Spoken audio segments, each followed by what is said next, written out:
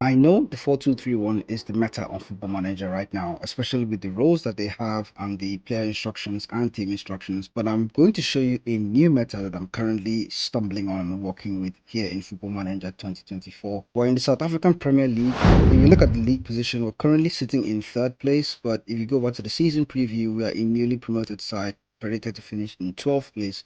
Somehow we're rocking it in third, and we've already beaten some of the big teams. And if you go back to the schedule so far, we had a big win against Kaiser Chiefs earlier. The preseason wasn't so great, so I wasn't really feeling so good about it, but I just kept on going. We've already beaten SuperSport United as well. We've beaten Cape Town City by 5 goals to nil. We've also beaten the SuperSport United again by 5 goals to 3 in the knockout. It's clear that we lost to Orlando Pirates and Mamelodi Sundowns, but those are like the extremely better teams in South Africa. One of those defeats was very narrow, and the other one was 3-1. I think we can always improve, and I'm going to constantly make tweaks to the tactic, but right now it's looking so good. And at the end of this video, I'm going to share with you the variant of the tactic and the original version that I'm currently using that is giving us this great results. So we'll come back at the end of the season and then we'll see just how well we did, and then I'll go about sharing the tactics with you guys. If you're new to the channel, remember to hit the subscribe button so you can get notified when more Football Manager tests like this do come out. Remember to slap a like on this video and also leave a comment down below if you have any more questions. Let's get to the end of the season. We are now back at the end of the season, and I noticed that in the South African Cup we were runners up, so we finished in second place. So we did get to the final, and in the South African Premier League we went all the way to finish in second place, only losing 5 games all season. Well, I get that Mamelodi Sundowns won the league with 10 points ahead of us, but that is extraordinary good. If you look at the team stats, we scored the most goals in the league. Mamelodi Sundowns dominated in everything else. Possession wise, we only had like 54% possession. And if you look at the fewest conceded, that is where we actually struggle. We did concede a lot of goals with this tactic. So that's why I'm going to give you the second variant of the tactic that actually helps you stay a bit more conservative and you don't concede too many goals. We conceded 49, by the way. Now, if you look at our squad, the goals were kind of concentrated between the striker and the number 10. So kind of how the 4-2-3-1 sort of works this year. So it really works, especially for this team that were like predicted to finish where? 12th on the table. We're just a newly promoted team. We're finishing in second place. That is just ridiculous. In order for you to go about creating this tactic, in case you're on PC or you're on mobile, I don't know if mobile tactics kind of work the same way as PC tactics, but in case you're on a different console, we can go about creating the tactic now step by step. I kind of like to start with this 4-2-2-2 shape, but we're going to turn it into a 4-3-3, so just hang on. The first thing you want to do is actually look at your super keeper. It's going to be a super keeper on defend DT. That is the first player that you're going to set in. You're not going to have any instructions for him. For the ball playing defenders, we're going to have 2 of them on the original version of the tactic, but in the defensive variant, they're going to be only one ball playing defender and the other is going to be a central defender. So for now, it's going to be a ball playing defender on defend DT. They're going to add an instruction to them. They are going to tackle harder and they're going to also dribble more. So that is what's been working, and that's kind of how I'm going to start this 4-2-3-1 tactic. Out wide, we're going to use inverted wingbacks this time. Inverted wingback is going to play on attack duty. Now, this is really unique as to how the tactic actually went on to work. There's going to be a lot of attacking the central areas of the opposition's team. It's kind of why the tactic worked out so well. For the inverted wingback, the one on the left hand side, they're going to ask him to shoot less often. He's also going to tackle harder. I think on the right, okay, that's the right inverted wingback. On the left, same thing. Just go ahead and ask him to tackle harder and shoot less often. Now in defensive midfield, instead of the normal segundo volante, we're going for a roaming playmaker this time on support duty. Now both of them are going to be roaming playmakers. For the attacking variant, you're going to have double roaming playmakers. For the roaming playmaker, you're going to ask him to dribble more. You're also going to ask him to move into channels. You're going to ask him to shoot less often. He's also going to tackle harder, and that is the instruction. So also go to the left hand side, roaming playmaker on support. Just remember to copy the instructions. Head into the roaming playmaker. Remember, move into channels, shoot less often, tackle harder, and dribble more. So both roaming playmakers should have identical instructions. Now in the attacking role, instead of having a normal 4-2-3-1, we're just going to pull one of the strikers and have him play in the number 10 position. And then on the left hand side, you're going to have a shadow striker. And for the left shadow striker, you need to pay attention here because this is how I got the tactic to work before it was actually struggling. So for the shadow striker here, we're going to have him stay wider. We're also going to have him shoot less often.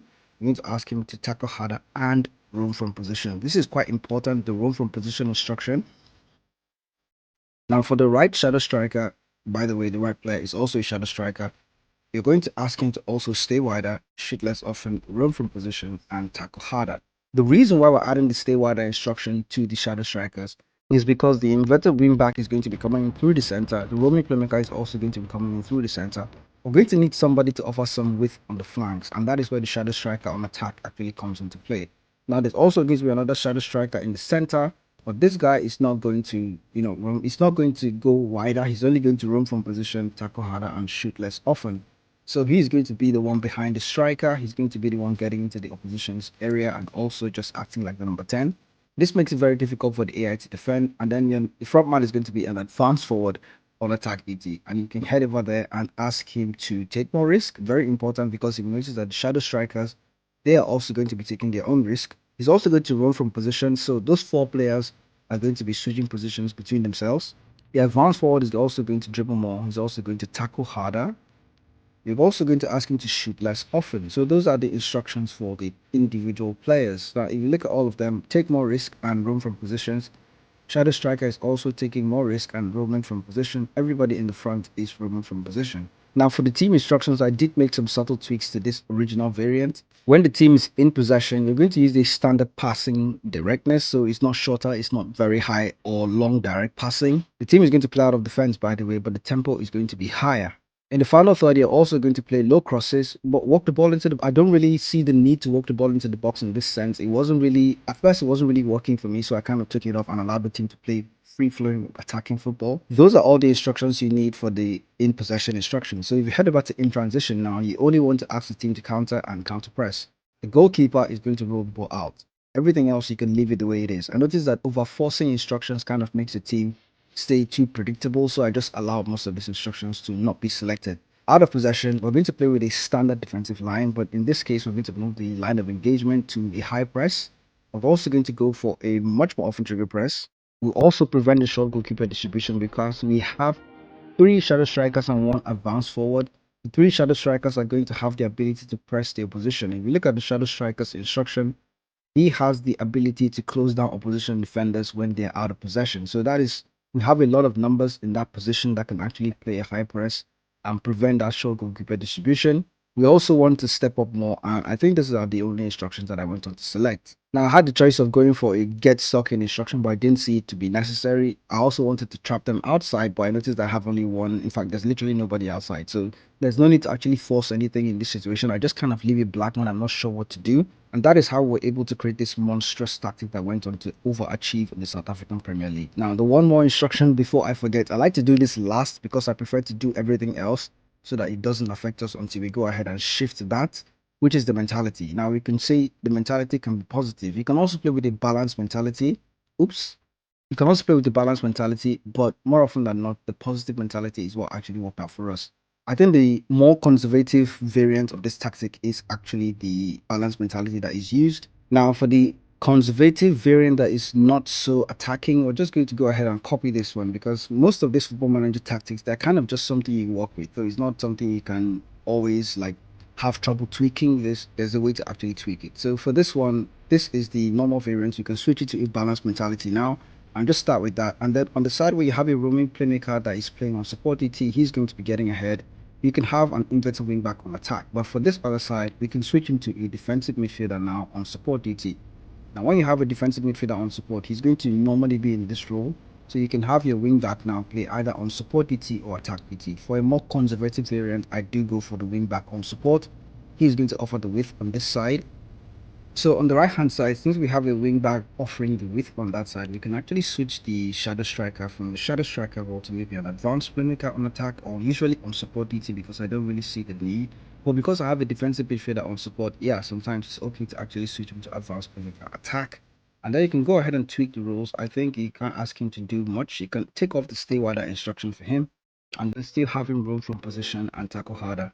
In the center, you can choose to switch to shadow striker on attack DT, but since I have an advanced forward here, I can switch him to play as an attacking midfielder on support DT.